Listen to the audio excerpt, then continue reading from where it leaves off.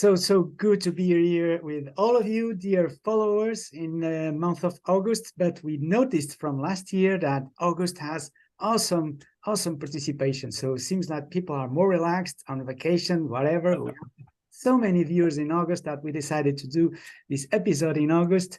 And right, Martin, it was your idea to invite these renowned speakers.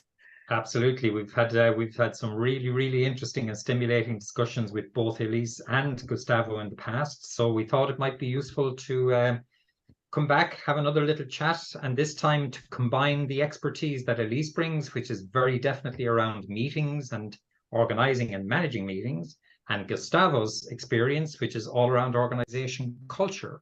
And we thought a fitting topic might be the idea of building a meetings positive organization culture. So we thought that could be a stimulating conversation with two world experts in the respective fields. That's awesome. That's really the case. And we normally start these episodes with a question, right, Martin? Yeah, the question, it's not always heard very positively, Paul, as we discovered in one of our episodes, but that's fine. That's the nature of live broadcast and just engaging with people in our fireside chat format. Both Elise and Gustavo will have answered this question for us before, but more than happy to hear any new takes they have on it. Something that people may not always know about you, that is just a little bit interesting.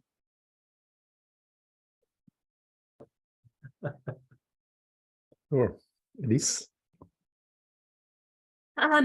Well, let's see. I have today a growing collection of necklaces with double-headed war axes on them. Oh. Inspired by Wilbert von Vrie, who is a meeting historian. Absolutely, yeah. Who pointed out that the modern gavel is a descendant from the double-headed war axe. And so I pointed this out in a training once, and I told this story, and I ended up with a collection of these gavels from Wilbert, who has them custom made. And my dad decided that then I collect double-headed war axes, and he sends me necklaces and t-shirts and giant Viking mugs. This is not the case, but now you know, you too can send me double-headed war axe things. Super. Wow. Oh, I love it. Nice one. Can you beat this, Gustavo?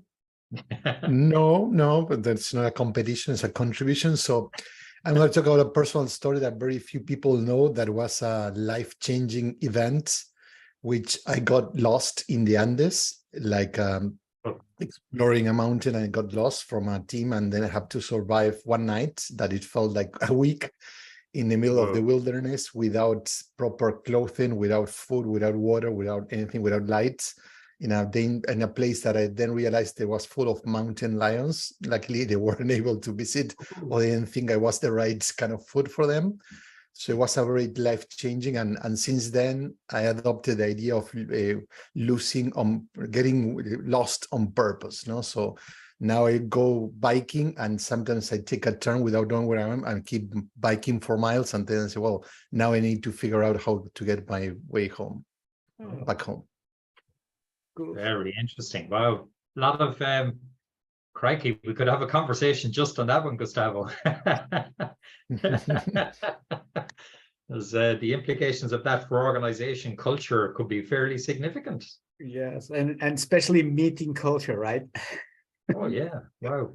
Yeah, there was a meeting with myself, but in the end it's all about mindset. No, so it's like if you don't stop and pause, like yeah, you're dead, literally. Yeah, it evokes something pretty interesting, though. The idea of going someplace that you don't know, that you're not familiar with, and getting more and more comfortable with where it might take you. What an interesting idea. Elise, any experience along those lines from a meetings perspective? Well, I think it's part of what leads to the advice that we often give clients, which is to, just relax. Relax on the agendas, relax on all of these trying to over control and constrain things and thinking that that's what will make it look successful. You know, sometimes come up with a provocative question and go for a walk, right? Is one of the better ways in which to get lost in the terrain of possibility, right?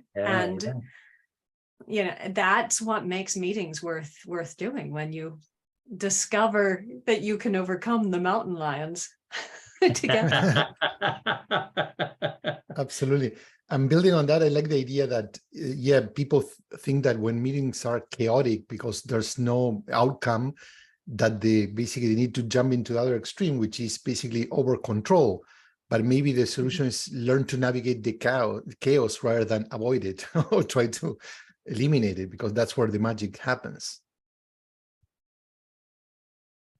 Yeah, and that's that I'm conjuring what both of you are saying to me is setting all kinds of bells ringing in my head here about meeting positive culture, because is it not the case that we so often hear negativity as soon as we mention the word meeting, that it conjures up all this kind of ferment of negativity?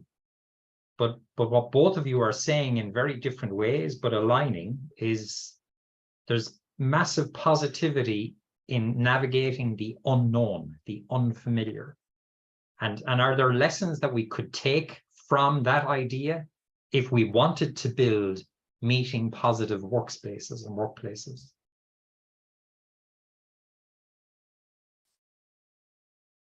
Well, I think you have to start with being a little bit comfortable with the unknown and the unfamiliar if you're going to go from a place that is status quo to a place that's meeting positive. Just because the status quo discussion around meetings is so negative.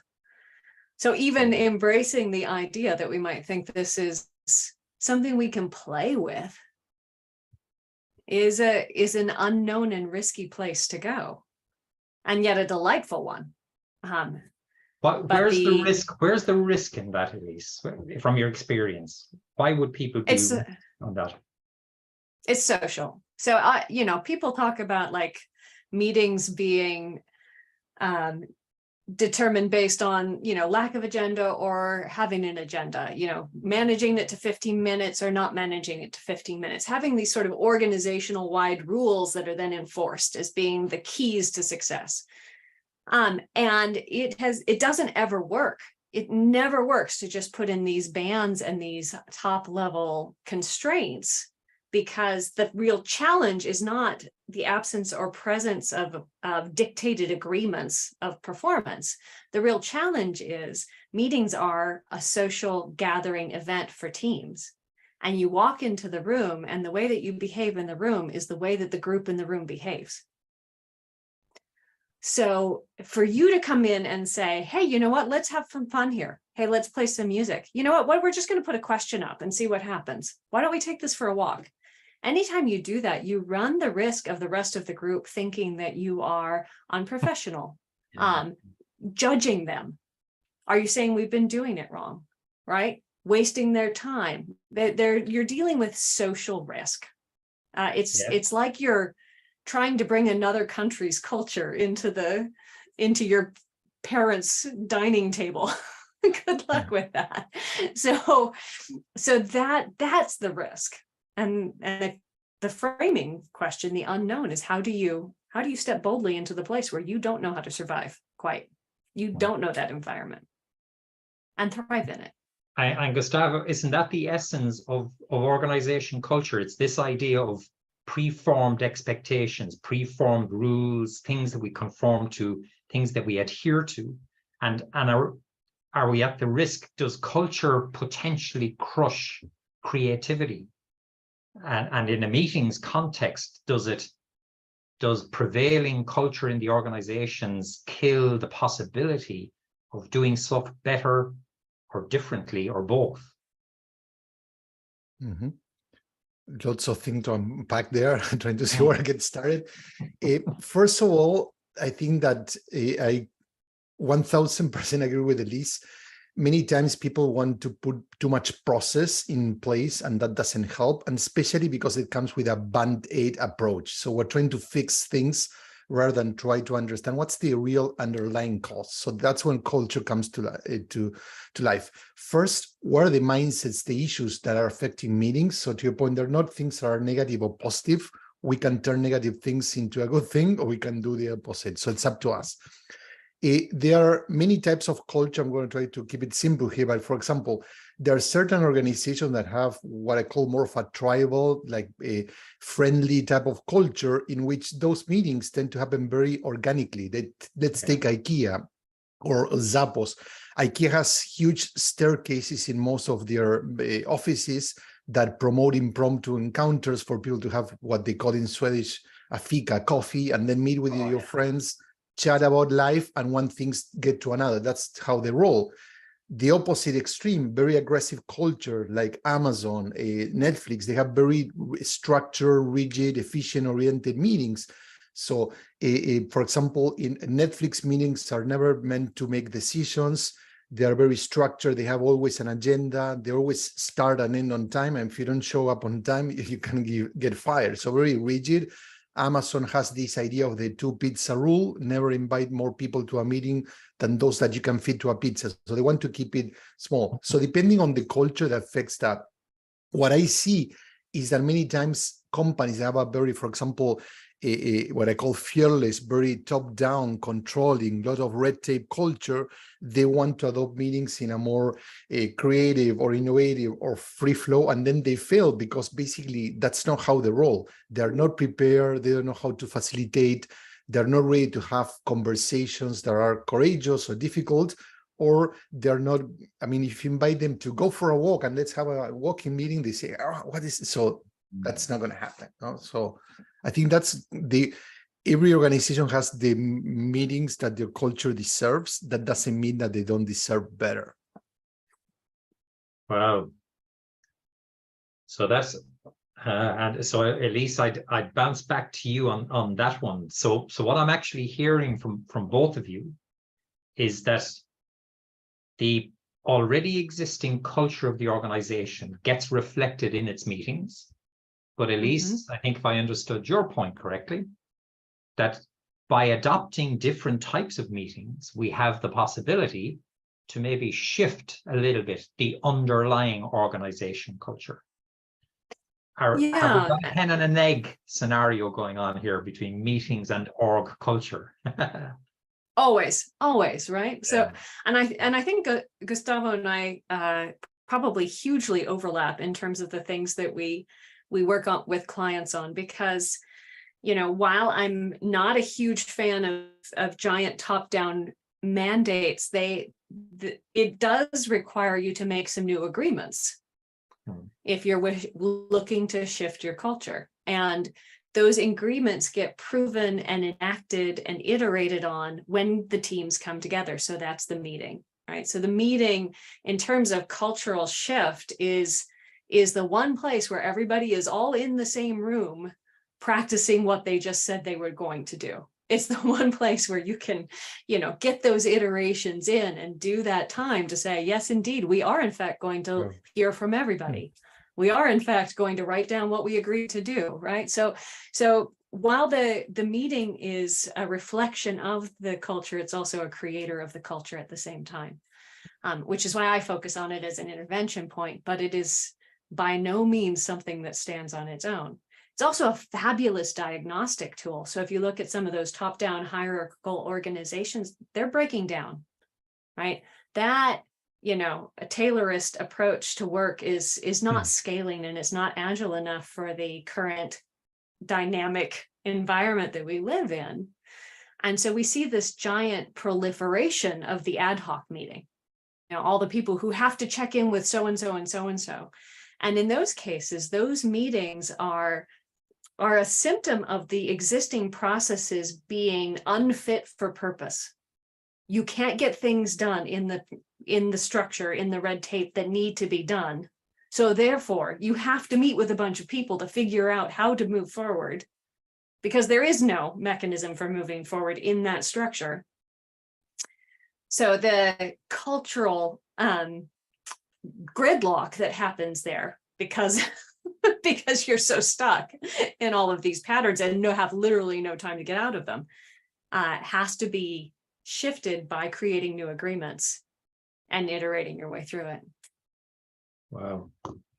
Gustavo, that bounces into your realm. Is that your experience? That if an organization is struggling with its sense of its own culture, have you seen evidence, or do you see evidence that people's meeting habits shift and change to enable them to deal with some of these bottlenecks or glitches in their underlying culture?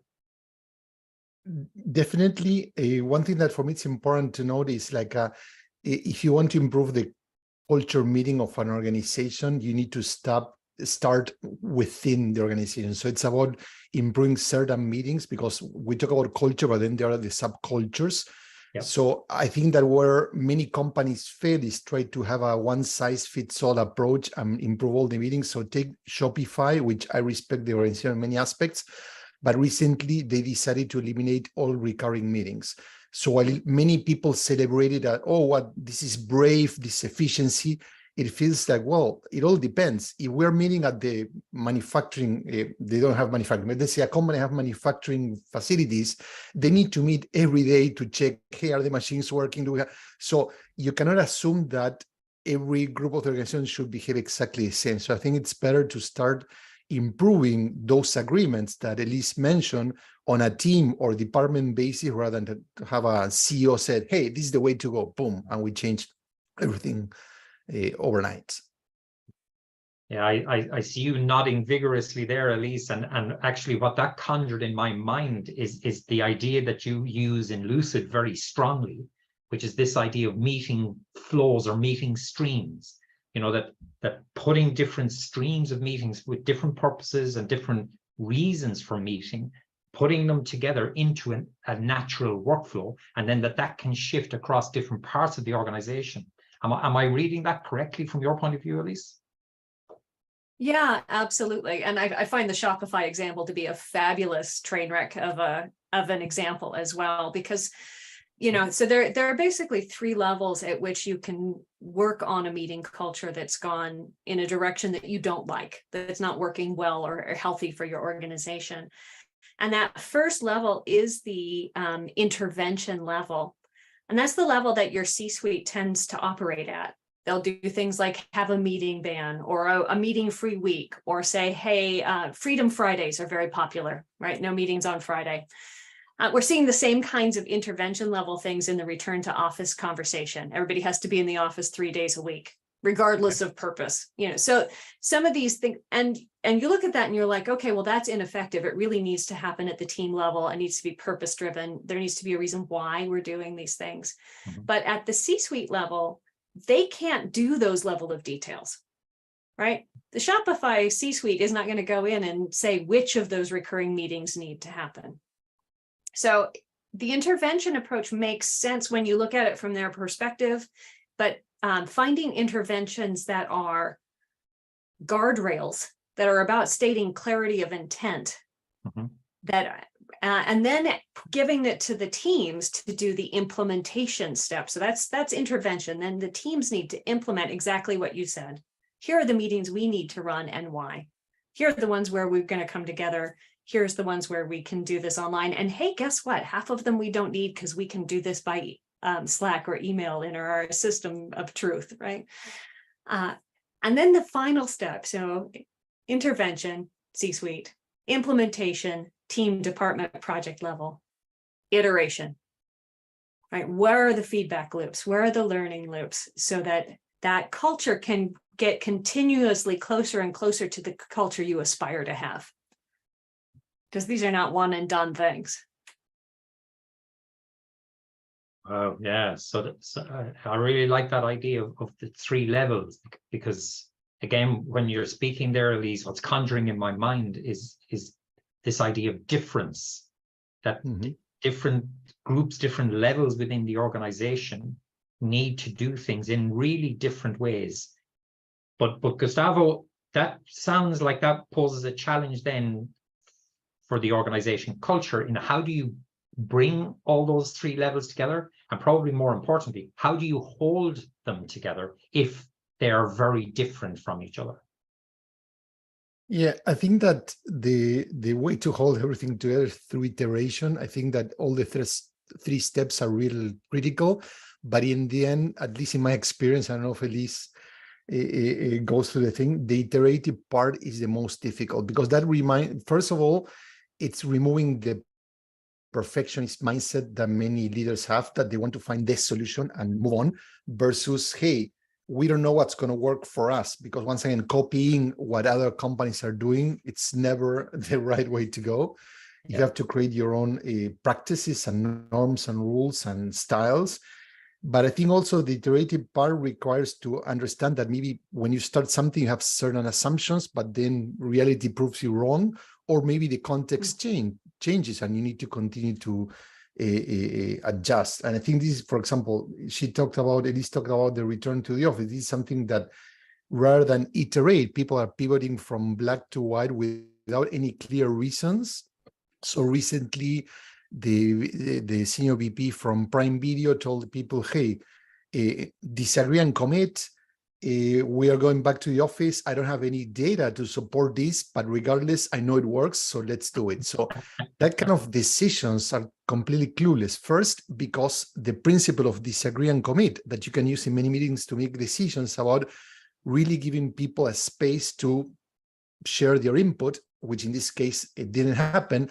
And the commitment is about once the people have a fair conversation, not to force alignment or impose a decision. So I think that that's part of the idea, that leaders get very anxious, at least in my experience, because they want to be right, they want to be in control. So they jump going through the difficult journey of iterating, learning, being intentional, take their time, listen to different voices, especially when they're going to be completely opposite to what they think.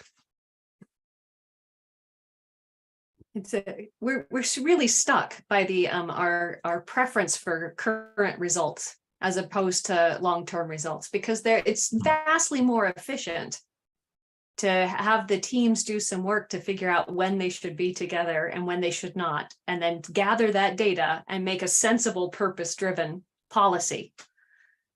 Because you don't have to whipsaw things. You don't have to rehire all the people who just quit.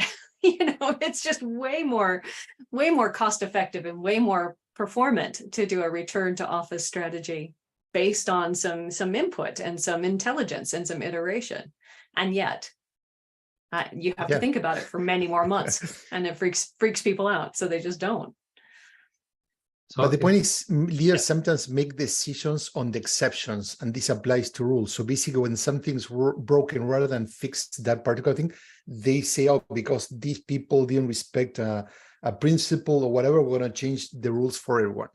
Today, I was talking to a client earlier on, and they've been working a very distributed way, and now they are realizing that they need people back to the office. For example, there are certain roles that at least 20% of their time, they need to be in the office, not because they want, but because they need to perform certain tasks that require taking care of equipment, so doing things in place. So what I was telling is that rather than trying to fly someone from the East Coast to the West Coast, which is not comfortable for the people, it's very expensive, why do you reassign that 20% of the responsibilities that role has into another role? So you free up that person and give them other responsibilities, so that role could operate 100% either hybrid or remote. So those are the things that I think people need to start thinking differently. The point is not how much time we spend where, it's about how we rethink the way we distribute and we organize work as well. Right on. I had a conversation with a client that was similar, but on the other side. So they were looking to bring people back together because they are heavily in-person based, right? They do a lot of work with facilities, a lot of work with teams that need to perform their jobs in person. And they have support staff that work around them. So IT and HR and all of that. And IT and HR don't really need to necessarily be in the room. And they keep saying, hey, we don't need to come in to bond because we've seen that GitLab and Atlassian and all of these other companies can do a fabulous job without coming into space.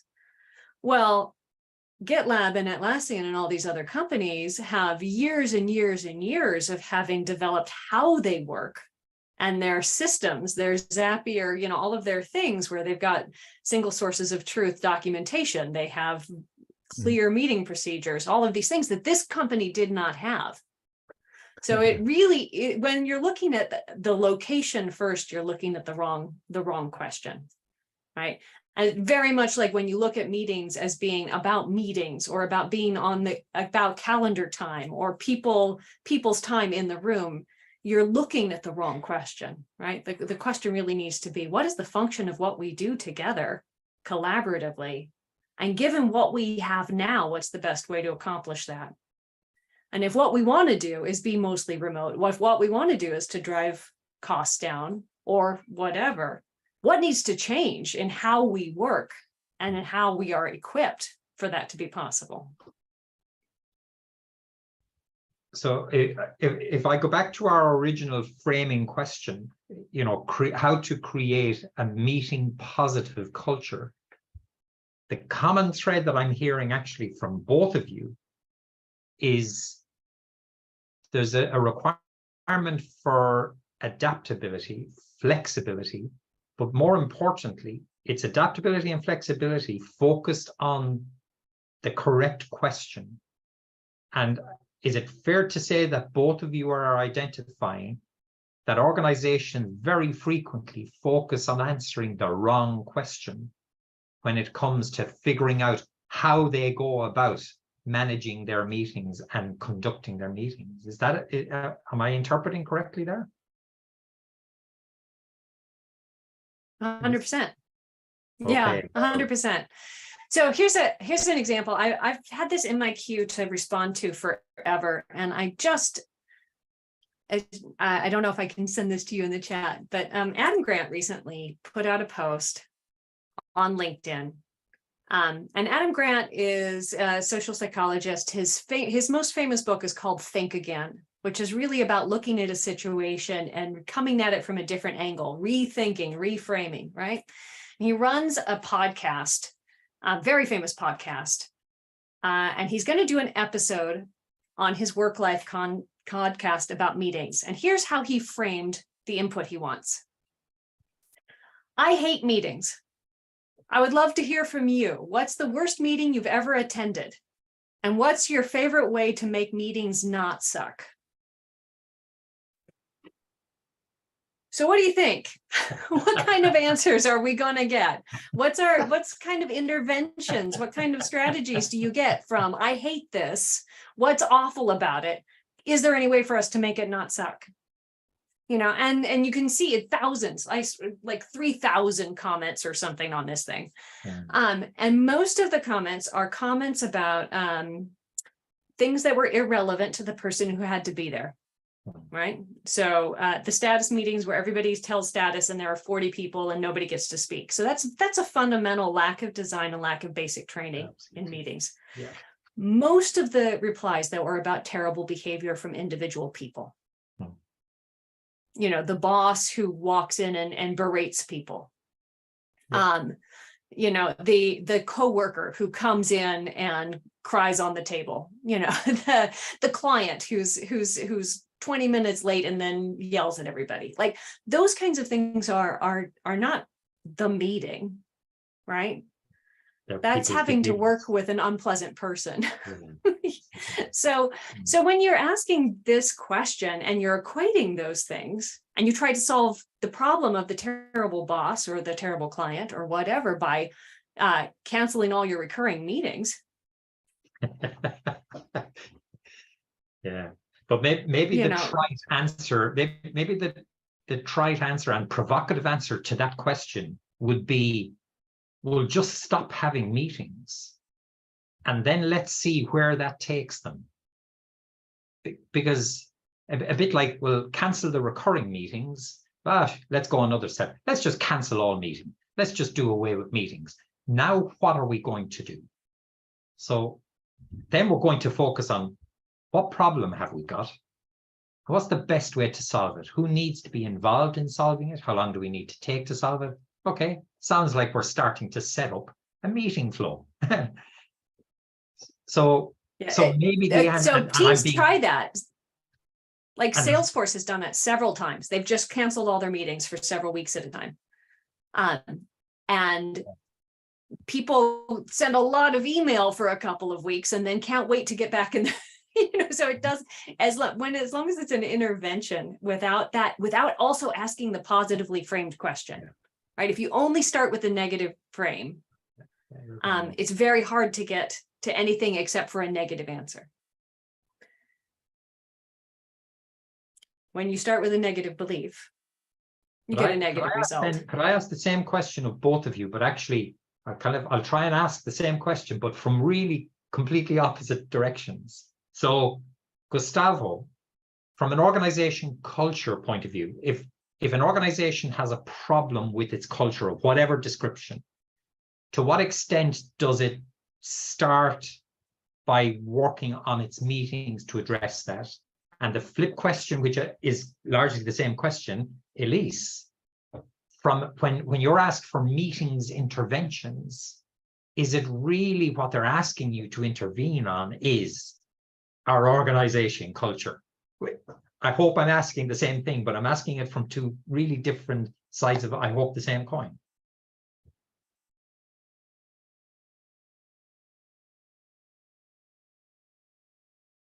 Yeah, I think that first of all, meetings, it's a nice way to quickly get to learn about a company culture.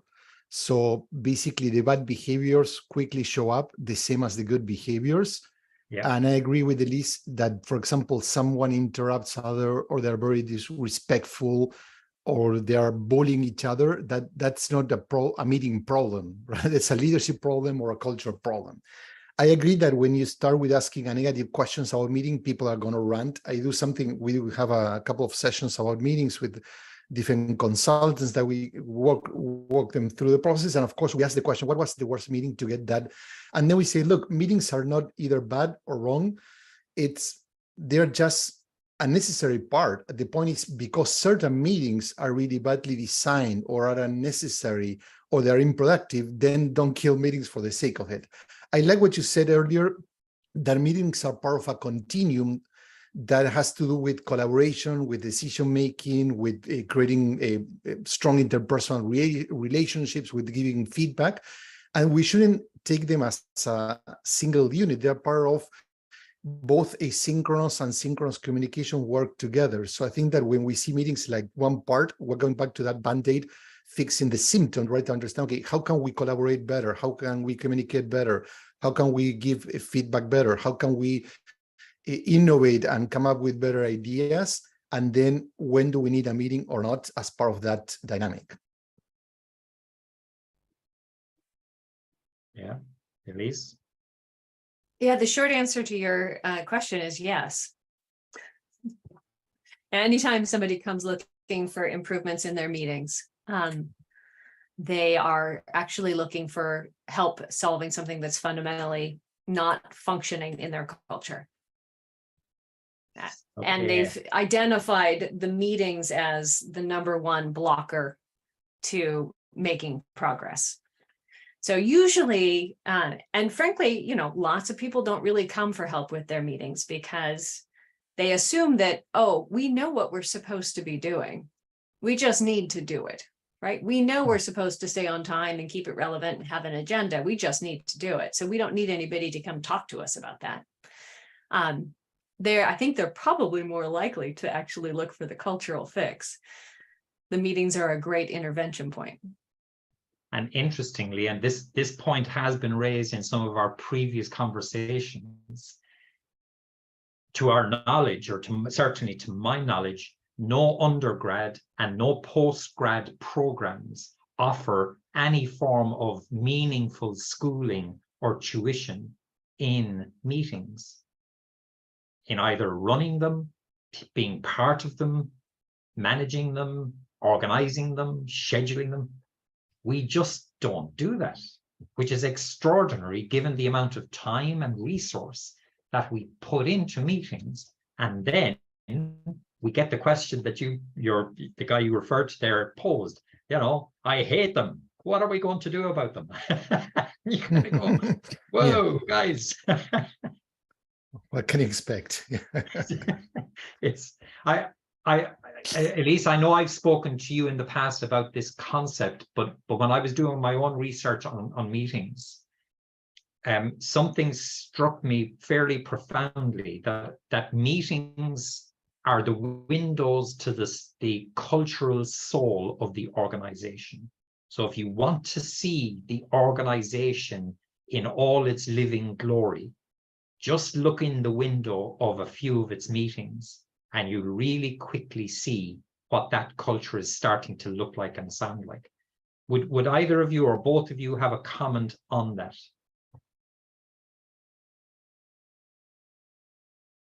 I obviously think that's true, which is why I focus on meeting performance as my lens and intervention point.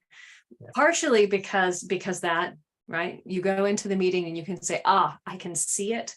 And when you talk about culture, we end up talking about words like, decision velocity and inclusion and safety and freedom and agile and all of these things, which are important and beautiful and huge and hard to put your fingers on. And when you get into the meeting, not only can you see culture, but you can do something about it, right? Like when I take 5 seconds at the beginning and we all take a deep breath and say, hey, it's really great to be here. I'm so glad to see you. Let's smile. That can shift a room. That is a very simple thing that I can do. Hey, how are we doing on a scale of 0 to 5, right? I'm doing a training series right now with the city here, and it's 60-minute trainings, dozens of them, all on Fist to 5. That's all we're doing. How do you check in with somebody? How are we doing? What's our confidence? That's it. That's it. And in that tiny, tiny, tiny practice that anybody can do, they're having all the conversations about, how do I deal with my boss who won't do this? How do I deal with the engineers who don't like to do anything that is not work related? Hey, can I do this with conservatives? Can I do this with women? Can I do this with a mayor? Like, yeah, it turns out they all can do this, but all of these questions about power and inclusivity and diversity and accessibility and all the big culture things. What does it mean if I disagree with somebody? Is that okay for me to do in a room? What if we don't all agree? How much time do we have to spend on it? Through a little tiny tangible thing that you can grab and you can do. That's powerful. So yes, you can see it, and yes, you can change it. And that's cool. And meetings are where the organization comes together to communicate, to engage, to connect. And that's where that power base lies in the meeting. It's an intervention point. Is that a fair point to say? Yeah. Okay. Gustavo, looking at it from the flip side, looking at it from the pure cultural side, and then saying, okay, are the meetings a fair window to the soul of the organization? Definitely. For me, and the model I use, meetings are part of the culture. They're one of the elements. So it's not just about values and things that people usually spend a lot of time talking, but actually don't move the needle. I like that metaphor of the window of the soul. And one thing about our soul, neither of us has a white or black soul. We have lots of a kind of a spectrum of grace, if you wish. And I think one of the interesting things for me that I put a lot of attention to is how people manage conflict. How do they manage dissent? So I was intrigued about the positive term that we use for this particular gathering. And sometimes positive lately on has been more of a toxic positivity. So we all need to agree with each other. We all need to like each other and blah, blah, blah. One thing is respect for the individual, but other thing it's disagreeing with their ideas. And I think for me, it's important that many people feel that when there's conflict, when there's tension within a team, that's ineffective. And for me, it's on the contrary, more about facilitating conflict in a respectful and functional way for people to actually be able to present different viewpoints, to challenge each other, and then get to better outcomes. So there are many meetings that people qualify them as, oh, they're great because basically they look nice, people enjoy them, they were happy. But then when you look at the outcome, both from a team and solutions or whatever they were looking, decision perspective, they fail. So I think it's important to also address that element. And also, Elise talk about inclusivity, whatever. I think a lot of companies and teams are, I'm working with a couple of companies that they keep bringing up the idea we're weaponizing those elements, those positive elements. So people can do whatever. Well, what about being together? We're one single culture. So they're using the culture lingo to do whatever they want, but in the end, they're harming their relationships, they're harming the team, they're harming the work. Yeah, wow. That's amazing. And Martin, I'm conscious of the time. Oh, If I yeah, may step absolutely. in and take advantage of these two great guests that we have here. And it's I'm at awe listening to them speaking at each other sometimes without even you intervening, Martin. Sure. And it's amazing to see this expertise here on our show today. My question to you, though, it will be on something that I'm still surprised to see how little evidence management has in relation to meetings. And I'm talking about a dashboard that could tell you in advance that your regular meetings are failing. And so you will have a compelling reason to take a decision, right? But not like, I think that, oh, let's do 3 days a week because I feel that's going to work. So how about your experience and your views on these tools that could help managers on having hard data, hard evidence on meeting performance and reasons to change anything on meetings?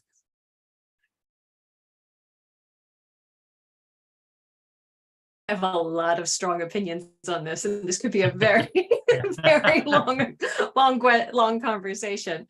I think Gustavo and I both recently have been I've been doing a lot of training on using consent, not consensus, and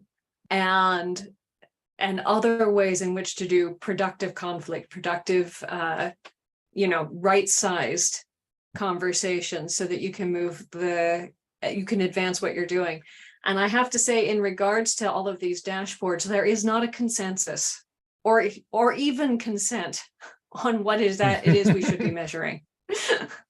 We don't have the disagree and commit to metrics that are meaningful at the cultural level that we're discussing. So the dashboards and the tools are really good at doing things like looking at flow time, the amount of time you spend in meetings versus other kinds of work, recovery, which is how much time you have between meetings to get one glass of water, those kinds of things. Yeah. Right. They can look at whether you have an agenda, whether you have a purpose, did people show up, were you on time, all of that kind of stuff. And that's table stakes. Table stakes, not even from the gambling, I have enough to be in the game, but from the table manners kind of level. We're able to measure whether or not people can sit politely and do some basic hygiene things, which does not have a significant impact on these larger cultural questions of whether the conversation we're having is meaningful to our goals.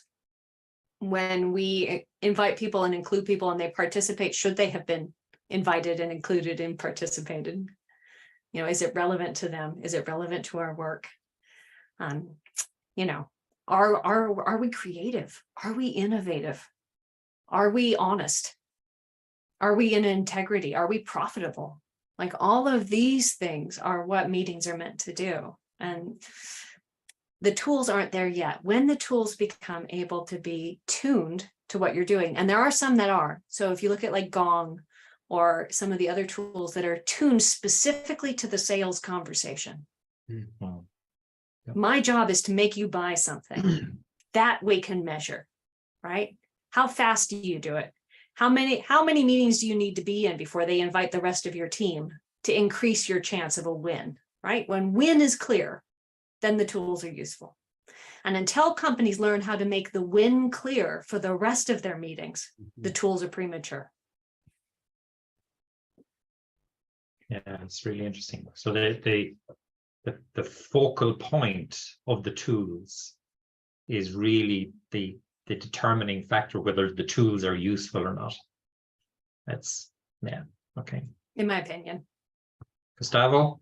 I would add that building on that same stuff, I think that because it's easy to measure things, so the point is everything can be measured. That doesn't mean that everything should be measured. And I think that companies are abusing metrics because they're an easy way to cover problems and other parts of our body too. So basically we have numbers. First of all, they're measuring the wrong things. I agree with Elise, but also they're lumping in all the information together. So rather than try to identify what's happening in different groups, they bring all the information together. So it's the lowest common denominator. You don't really get to have a grasp on what's going on. Also, I think there's a lot of emphasis into the process, no? The how, as we're saying, how many people, how long do meetings versus focusing more on the why. Why do we need to meet? What are we trying to achieve? Why are we here? And what's the outcome that we're trying to achieve? And are we achieving it or not? And for every meeting that changes. I think that for me, I like to find simple metrics to get started. Not that I don't like the quantitative data, but I think that human behavior is the most quickest way to understand. So for example, making meetings optional. So if people don't show up, it's like if you're having a party and you invite people, it's your birthday, no one shows up. Well, maybe you don't have friends, you invited the wrong people, or maybe, there are many reasons. So with meetings, exactly the same. When people are not forced, if they really appreciate being there, they're going to show up. And if not, maybe either you need to cancel the meeting, you need to redesign it, you need to invite different people, but there's something wrong with that. And that for me is a nice symptom of how are people interested in showing up or not? I love that. Meetings and experience. So how can you, if you don't make the meeting sexy enough for people to join, then it's up on you, not on people. So, and then the metrics are measuring what people are doing versus what the meeting organizer, the host, not the owner, because I hate the term meeting owner. It feels that the meeting's for one person rather from the guests. No, it's like if you do a party, don't do it for you, do it for your guests. The same applies to meetings. So it actually sounds like that question, Paul, is sufficiently provocative that we could have an entire conversation just on that question of measuring meetings. Mm-hmm. And you could just leave it at that, just measuring meetings, ... because there's so much in what both of you have just said in the last 3 minutes. We can't continue that conversation, unfortunately. But Paul, we might just take note of it because I think Elise and Gustavo might just have fed us the next theme for our next conversation, because it's a fascinating topic. Mindful of our time, guys, we're approaching 50 minutes, believe it or not, and time has really flown on this one. I normally try to do a very quick summary, but what a rich conversation. It started with a question: how do we build a positive organization meeting positive organization culture? But actually what kicked us off was Gustavo wandering around in the outback, not sure where he was, and wondering about how the mountain lions might come and have him for breakfast. But in actual fact, that was really provocative thought, because that brought us into managing the unknown, dealing with the possibilities of the unknown.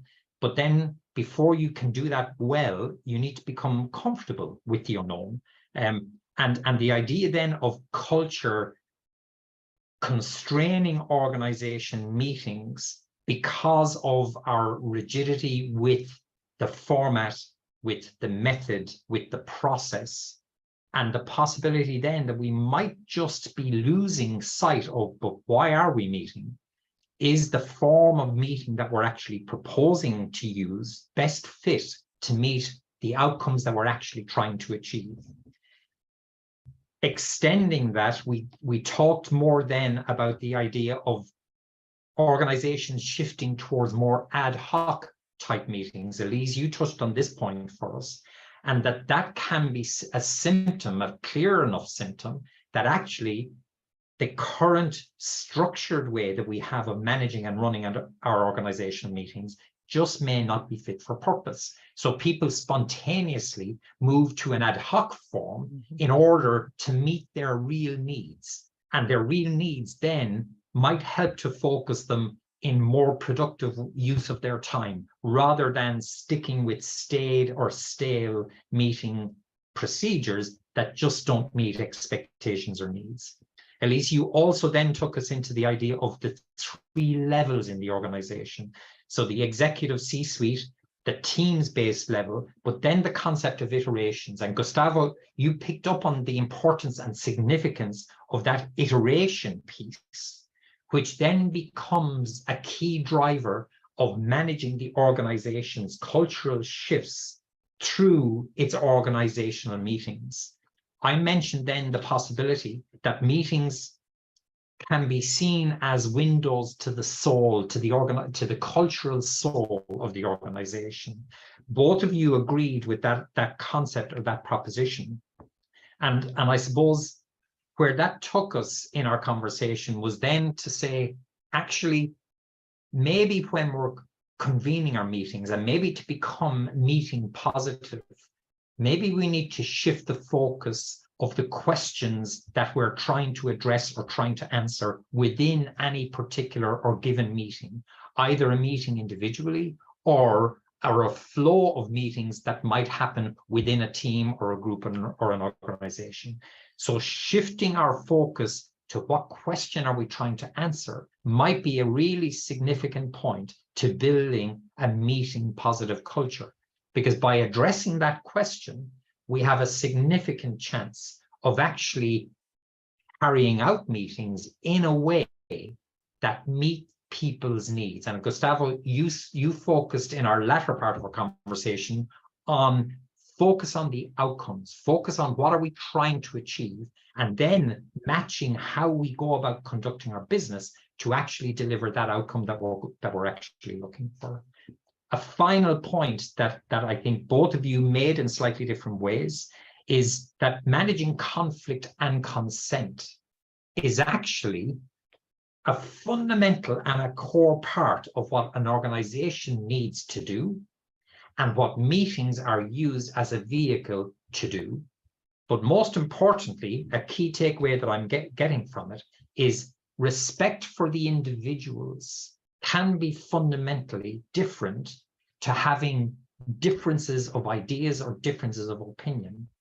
And we can absolutely figure out how to manage our differences without ever compromising the fundamental respect that we show for every individual that's participating. I hope that summary has done some justice to a really, really interesting conversation. And thank you both very much for joining us on it. That was an amazing summary. And before you go, Elise and Gustavo, perhaps we could have just a note for the viewers on LinkedIn. You know, they could be busy managers. They could be actually government officials, right? Because we mentioned the project, Elise, you're working with your CTO. But government officials, they might suffer for the lack of the desired meeting culture they would wish in the first place. What will be your piece of advice before we go?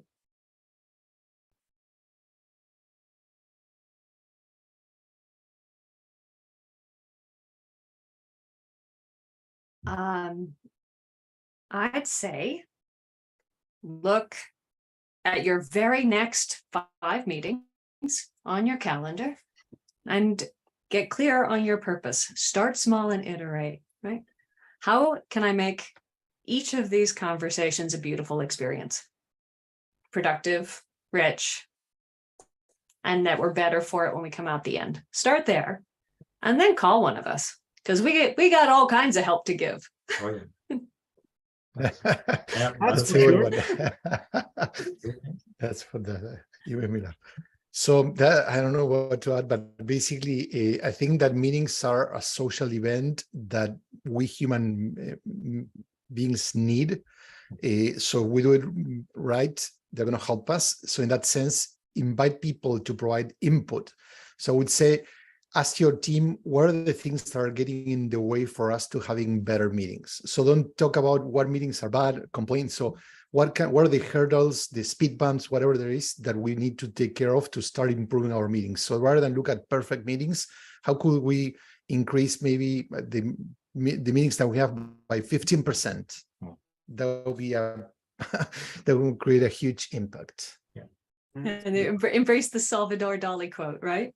Have no fear of perfection. You'll never reach it. Because you're not Dali. Not happening. Not happening. No, So you might as well go for it. Wow, this is a great way to end up this meeting, as we have a beautiful picture of everybody smiling here. And Martin, over to you, and thank you so much for the summary, Martin. But over to you to close this today. Yeah, what a fantastic conversation, guys. It was really super to have you coming at this topic from mutually complementary but fundamentally different perspectives. But actually, I was really intrigued and really happy that we met in a really important place, I think. And perhaps that idea that meetings are windows to the soul, the cultural soul of the organization. Maybe if that's an overarching takeaway, we can either approach our meetings or approach our culture from either perspective, but actually we're going to end up in the same place at the end, hopefully better organizations and better meetings. Thank you. Thank you so much, everybody. Thank you. Thanks, everybody.